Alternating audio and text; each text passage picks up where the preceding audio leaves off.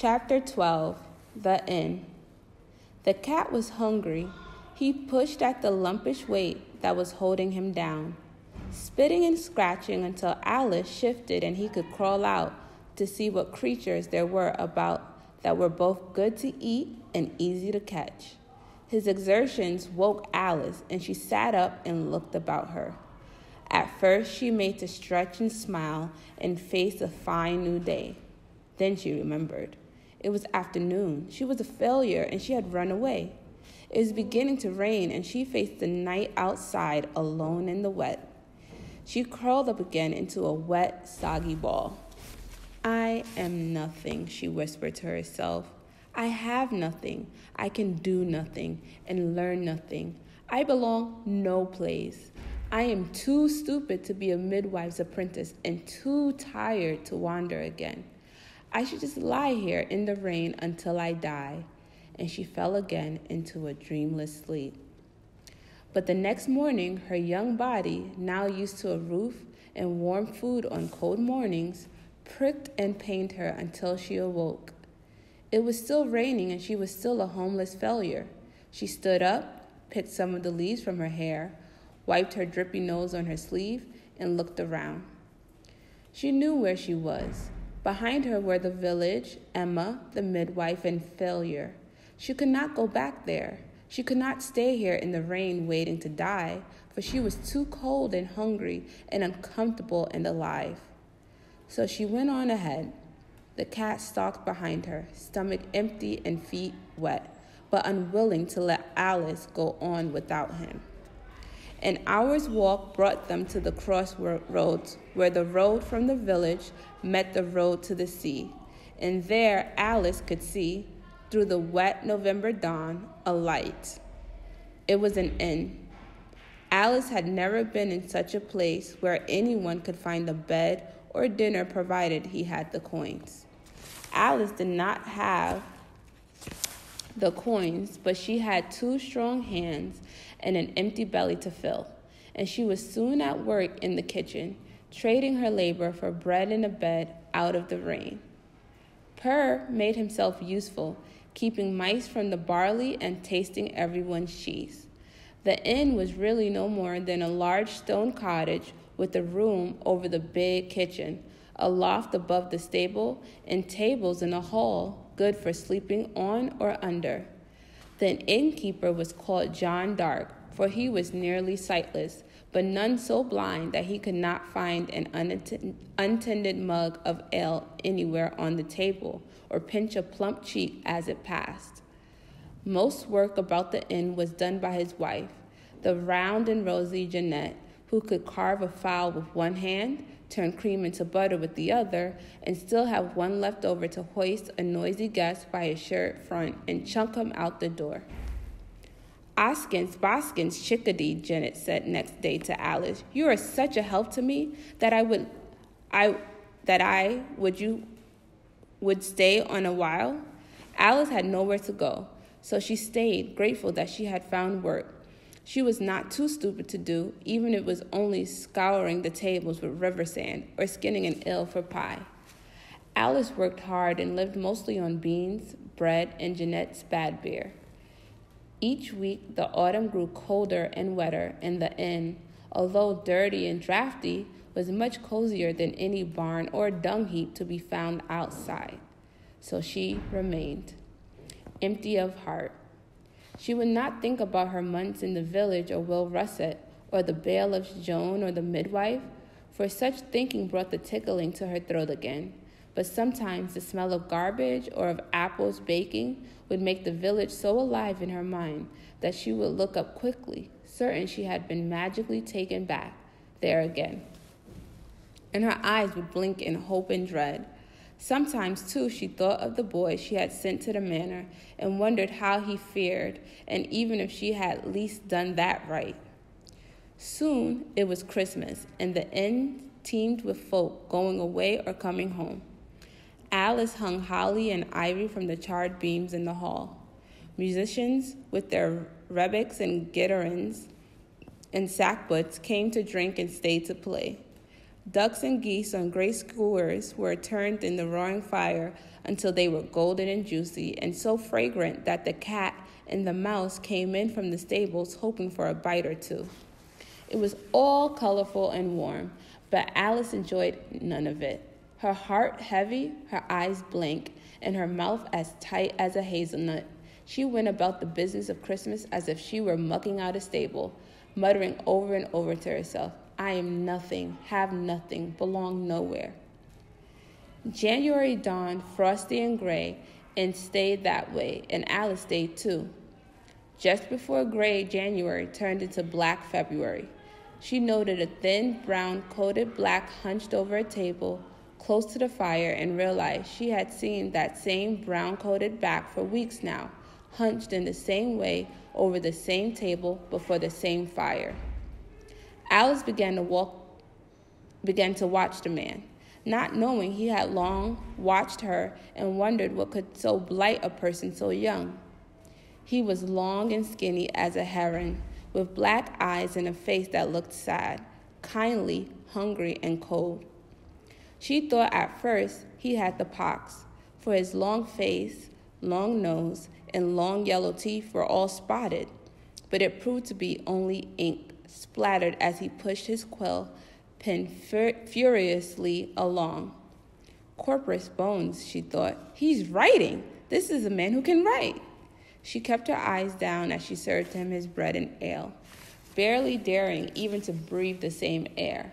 She, who was too stupid to be a midwife's apprentice. While they watched the big sow drop 7 piglets one dark afternoon, Jeanette told Alice about the brown-coated man. Magister Reese, it was said, was a renowned scholar, staying at the inn for the winter. He was working off his room and board by keeping accounts and penning letters for guests while he finished writing what was rumored to be a great and holy book. Alice studied the man. She noted that John Dark liked to sit near him, for he was careless of his ale. That Janet made sure to give him the smallest portion or the toughest meat, for he ate what he was given and never complained. That he never scolded Tam, the kitchen boy, who had been kicked by a horse and was not right in the head, even when Tam spilled beer or bacon fat on his papers, and that only the geese seemed awed by him, scattering hurry-scurry when he entered the inn yard, lest another tail-feather go for a quill pen. Alice took to sweeping that corner of the floor more carefully and scrubbing that end of the table more frequently, hoping to see what he was writing and what it might look like, for her curiosity overcame, at last, even her bleak despair. After a while, he tried to speak to her, but she would only clutch tighter to her broom and sweep furiously in silence. So instead, he took to talking to the cat. "This puss," he said, shifting the sleeping animal off the page he was writing, "is my masterwork, an encyclopedic compendium I call the Great Mirror of the Universe, wherein you can find reflected all of the world's knowledge collected by myself, Magister Richard Reese, M.A., and dedicated to his ampleness, the Bishop of Chester, so called for his ample in all the world's virtues. Or, see how I can make the ink blacker by mixing soup with the boiled oak gulls. Or, this cat is a P as in puss, or pork, or plum pudding. Or, this letter S must be made just so, never thick or wiggly or with an extra curve at the end, but just so." The cat listened carefully, although sometimes he lost patience with the tutoring and began to bite at the tantalizing moving pen. And Alice, too, listened so that she learned some letters as the cat learned. She liked best the O, the D, and the G, for they looked friendly. Z seemed mean, X wicked, and W always made her yawn. Q was by far the most beautiful, she thought. Even if it could not stand alone, it must be accompanied everywhere by the compliant U. Sometimes at night, when the cat's belly was full and he had no need to prowl about looking for supper, he let Alice cuddle him against her as they went to sleep and tell him more about what she had learned that day. How A began Alice, an apple, an ark, when to put a tail on the S, and what letters might be made to spell purr. Even though he must, she thought, know these things as well as she. During the day, when not boiling or sweeping or chopping or skinning, she wrote letters in the frost on the wood pile with the twig, scraped them into the soot of the chimney wall with the handle of the broom, and stuck her finger in the mutton soup and wrote them on the table in the kitchen. At night, she found them written out in stars in the clear, cold sky. Once Alice knew all the letters in a number of combinations, Magister Reese began teaching the cat words, reading aloud bits of wisdom from his great encyclopedia. As a result, Alice heard about the heavenly planets circling the earth in hollow, transparent spheres, about the great empire of the Romans that once stretched all the way to Britain, about the faraway island of giant ants who walk upright and mine for gold. She learned about the four humors that govern the body, how to plant corn by moonlight, and where the antipods are. And still, he had not said a word to her. When one day he threw away a page he had ruined with an ink blot, Alice snatched it up and stuffed the stiff vellum into her bodice. Each night before she blew out the last candle, she would labor over the page, picking out letters and sometimes even words that were familiar to her. One showery afternoon, when raindrops sparkled like fairy dew on the new green leaves, Magister Reese sat dreaming over his mug of Janet's thin, bitter ale. Winter was nearly over and his book far from finished. What was he to do next? Should he stay or go? What do I want to do? He asked himself, spying Alice sweeping her way toward him. He asked her, what do I want? And then pointedly, and what in girl do you want? Alice stopped still. She thought just to sweep away, but the shock of his addressing her directly was lost in that intriguing question. What did you want? No one had ever asked her that, and she took it most seriously. What do I, Alice, the inn girl, want? She chewed on a lock of her hair to help her think. What did people want? Blackberry pie? New shoes? A snug cottage and a bit of land? She thought all that wet afternoon, and finally, as she served Magister Reese his cold beef and bread supper, she cleared her throat a time or two and then softly answered, I know what I want. A full belly, a contented heart, and a place in this world. Magister Reese looked up at her in surprise. You asked a lot for an inn girl. I thought you'd say a sweetheart or a yellow ribbon for your black hair. No, this is what I want. But it is my misfortune instead to be hungry, out of humor, and too stupid to be a midwife's apprentice. None so stupid, he said. You can read as well as the cat. Alice smiled, and so winter turned to spring. Chapter 13. Visitors. Jeanette was well content with Alice. The girl didn't steal food, sneak ale, or dally with the guests. She was strong, willing, undemanding, and she had enough common sense to do what she was bid and ask no questions. So Alice laid fires and swept floors and carried water all that spring.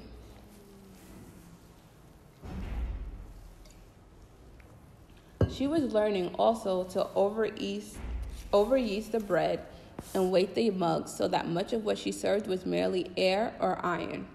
She stirred who knows what poor wild thing into the stew and called it beef or rabbit. When important-looking guests arrived and Jeanette called to Alice in a loud voice to put clean sheets on the big bed, Alice knew she was to do no such thing, but the important-looking guests overheard and were comforted by the thought. Thundering toad, Jeanette would say, I am but a poor woman with this wretched inn and the blind man to care for. I'm sure God does not begrudge me my little economies. And she got by with it because she was so round and rosy and merry, and with it all so fair in that she treated everyone the same. As spring burst into May and the trees were all flowers and Magister Reese decided to stay for one more season, there came to the inn a comely young man who acted so lordly Alice thought he must be a knight or a mayor, but proved to be the carpenter's assistant from the manor. She watched and listened to him, and finally, while serving his mutton pie, was bold enough to ask the boy Edward, who arrived at the manor for the threshing, "Do you know him? How does he fare?" "Never heard of him." "A little boy, near 7, although small and puny for his age?" "Never seen him. Mayhap he run off or died or got eaten by a goat."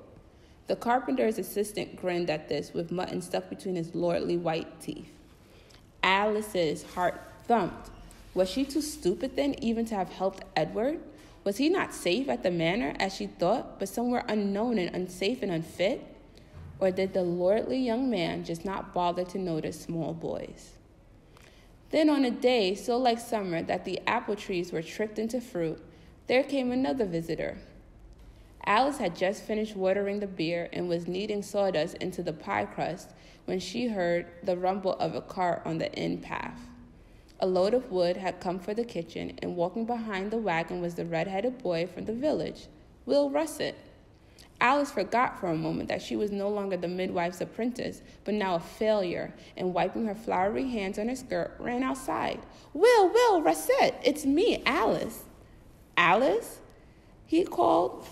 "We was wondering where you got to and were you all right. What be you doing here?"